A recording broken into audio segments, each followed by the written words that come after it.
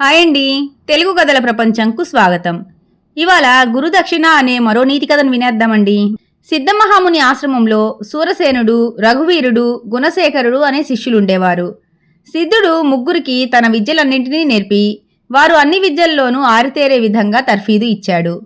కాలం గడుస్తూ ఉంది. సిద్ధుని వయసు పెరుగుతోంది. వృద్ధాప్యం రావటంతో ఆశ్రమ బాధ్యతలను నిర్వహించలేక తన బాధ్యతలను తన శిష్యులలో ఒకరికి అప్పగించాలనుకున్నాడు. అయితే ముగ్గురు శిష్యులలో ఏ ఒక్కరికి అన్యాయం జరగకూడదు. సరైన సమర్థుడైన శిష్యుడు మాత్రమే ఆశ్రమ బాధ్యతలు నిర్వహించగలడని సిద్ధుడికి తెలుసు. అందువల్ల ఓ ఉపాయం ఆలోచించి శిష్యుల్ని పిలిచి, నాయన్లారా, ఇంతకాలం మీకు శిక్షణ ఇచ్చి నాకు తెలిసిన విద్యలన్నీ నేర్పాను. కానీ నాకు కూడా వృద్ధాప్యం వచ్చేసింది.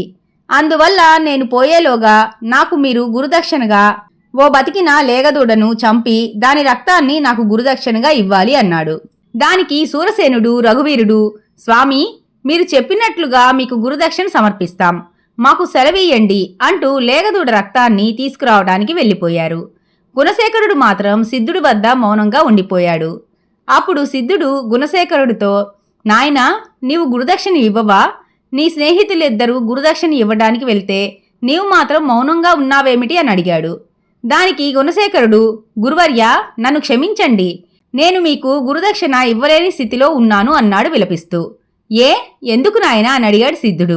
మీరు చెప్పినట్టు గురుదక్షిణ ఇవ్వవచ్చు, కానీ అది మరో ప్రాణికి హాని తలపెట్టేదిగా ఉంది.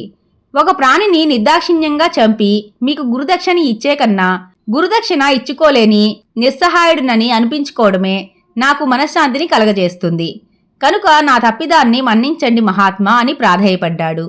ఆ మాటలకు సిద్ధుడు ఆనంద పారవస్యం చెందుతూ, లే నాయనా లే, యోగి అనేవాడు సమస్త ప్రాణుల యందు దయ, ప్రేమ కలిగి ఉండాలి.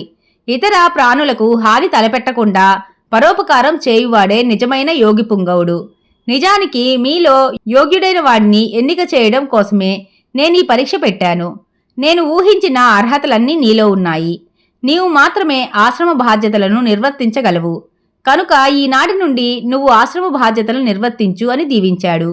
ఇంతటితో కథ కంచికి మనం ఇంటికి. ఈ కథ కనుక మీకు నచ్చినట్లయితే లైక్ చేసి, షేర్ చేసి, కామెంట్ చేసి మన ఛానల్కి సపోర్ట్ చేసేయండి ఫ్రెండ్స్. ఇక ఉంటానండి. By by.